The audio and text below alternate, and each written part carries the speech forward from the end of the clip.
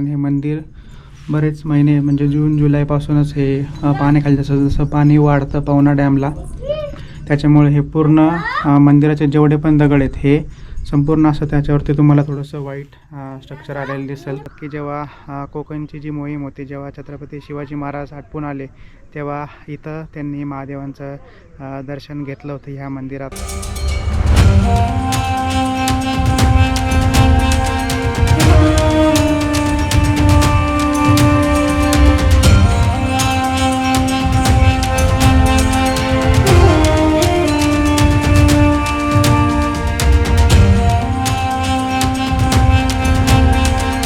जय शिवराय मित्रांनो, स्वागत आहे तुमच्या सर्वांचं एका नवीन व्हिडिओमध्ये.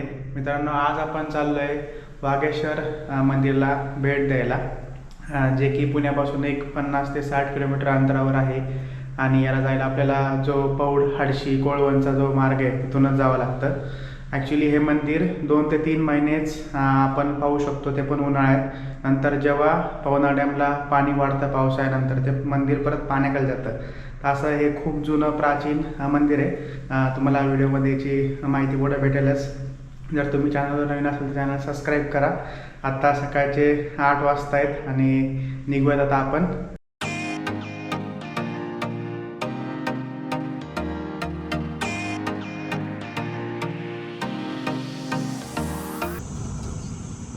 तर मित्रांनो, जसं आपण तुंग किल्ल्याच्या रोडला जाऊ तसंच थोडं पुढं आल्यावरती आपल्याला हा मागचा ब्रिज क्रॉस केल्यावरती इथं वागेश्वर पाटी दिसेल आणि इथून आपल्याला राईट घ्यायचा आहे. तर मित्रांनो, हे आहे नवीन वागेश्वर मंदिर, जे मेन खालचं मंदिर आहे ते इथून आपल्याला असं जावं लागेल. आता गाडी जाती आहे, तर आता आपण पहिले इथं दर्शन घेऊ आणि मग पुढं जाऊयात. हे मला वाटतं नवीनच बांधलं आहे ते मंदिर पाण्याखाली असतं म्हणून.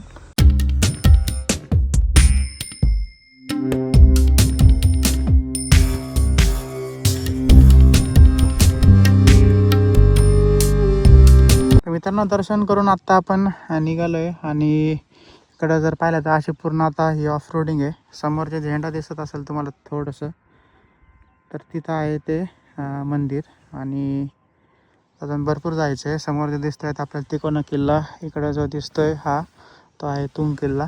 आता जाऊयात. असं पूर्ण ऑफ रोडिंग आहे.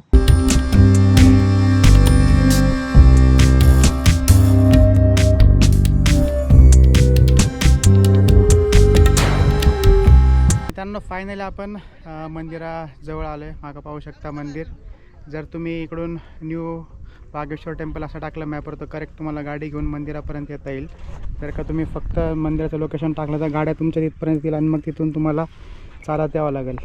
मंदिराच्याच बाहेर या बाजूला भरपूर अशा काही समाधी आणि वेरगळी आहेत आणि भरपूर जण आलेले आहेत. आत्ता 9:30 वगैरे वाजता आहेत. आता आपण आतमध्ये जाऊ, मंदिर बघू आणि दर्शन वगैरे घेऊयात. मित्रांनो, मंदिराच्याच बाहेर इथं एक भव्य असा नंदी आहे जो सध्या भग्न अवस्थेत आहे. तरी त्याला म्हणजे जोडण्याचा असा प्रयत्न केलेला आहे. सर्व जे पार्ट्स आहेत ते फक्त रचलेले आहेत वरती. आणि तसंच या साईडला सुद्धा इकडं अजून अशा बऱ्याचशा विरगळी आहेत. तर आपण हे पाहिलं, हे असं काही हे असं पूर्ण मंदिराच्या अवतीभोवती आहे. या साईडला सुद्धा आहे आणि भरपूर मोठं असं मे बी हे पूर्ण तेव्हा कंपाऊंड वगैरे असेल मंदिराचं.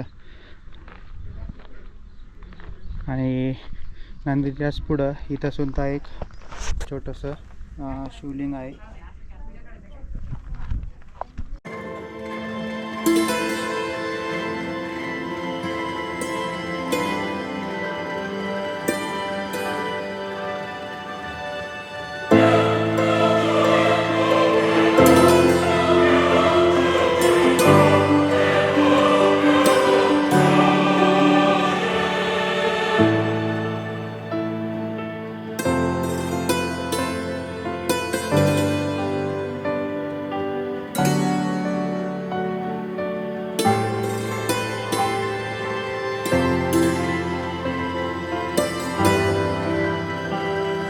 मित्रांनो, हे आहे आतलं मेन शिवलिंग.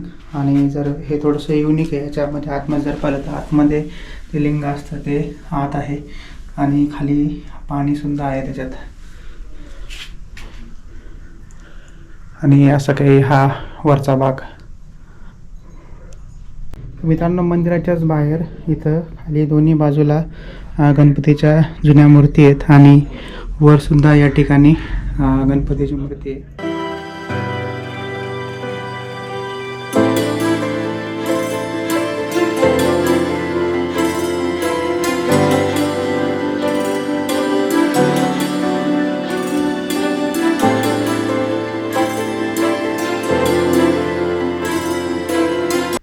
मित्रांनो, हे जे मंदिराला जर तुम्ही पाहिलं तर हे व्हाईट जे झालं आहे, कारण हे मंदिर बरेच महिने म्हणजे जून जुलैपासूनच हे पाण्याखाली जसं जसं पाणी वाढतं पवना डॅमला, त्याच्यामुळे हे पूर्ण मंदिराचे जेवढे पण दगड आहेत हे संपूर्ण असं त्याच्यावरती तुम्हाला थोडंसं व्हाईट स्ट्रक्चर आलेलं दिसेल.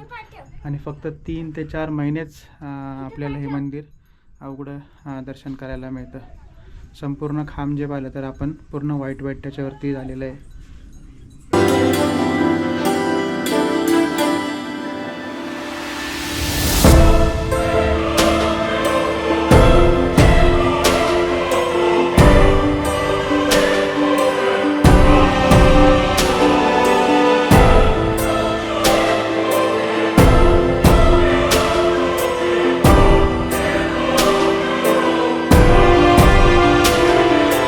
कथा अशी सांगितली जाते की गाय जेव्हा इथं चारायला यायची तेव्हा इथंच जिथं शिवलिंग आहे तिथं ती दूध द्यायची. हे जेव्हा त्या गायीच्या मालकाला कळालं तेव्हा जिथे यांनी शोध घेतला आणि इथं मग स्वयंभू हे शिवलिंग दिसलं आणि त्याच्यानंतर मग हे मंदिराचं बांधकाम झालं. तर या मंदिराचा इतिहास असा आहे की हे 900 वर्ष जुनं असं मंदिर आहे. 11व्या शतकात बांधलेलं आणि पूर्ण मंदिराचं जे बांधकाम आहे ते हेमाडपंथी आहे. जेव्हा 1970ला पवना डॅमचं पूर्णपणे काम झालं आणि जसं जसं पाणी वाढायला लागलं तसं हे मंदिर पाण्याखाली गेलं आणि भरपूर जुनं असं आहे. भरपूर ऐतिहासिक घडामोडी या मंदिराने अनुभवल्या असतील. कारण असं म्हणतात की जेव्हा कोकणची जी मोहीम होती, जेव्हा छत्रपती शिवाजी महाराज हटपून आले तेव्हा इथं त्यांनी महादेवांचं दर्शन घेतलं होतं ह्या मंदिरात. आणि संपूर्ण मंदिराच्या आजूबाजूला हा जो आपला पवन मावळ आहे तर संपूर्ण डोंगर रांग आहे आणि मध्येच हे मंदिर आहे. मित्रांनो, या बाजूला आहे मंदिर आणि इकडे जर तुम्ही नीट पाहिलं तर समोर आपल्याला दिसतोय तो आहे तिकोना किल्ला आणि या बाजूला तुंग आणि समोरचे 2 पाहिलं तर हा आहे विसापूर आणि लोहगड. असे किल्लेसुद्धा या मंदिराच्या परिसरातून दिसतात आणि फॅमिली वगैरेसाठी एकदम भारी स्पॉट आहे. गाडी येते आत्ता उन्हाळ्यात.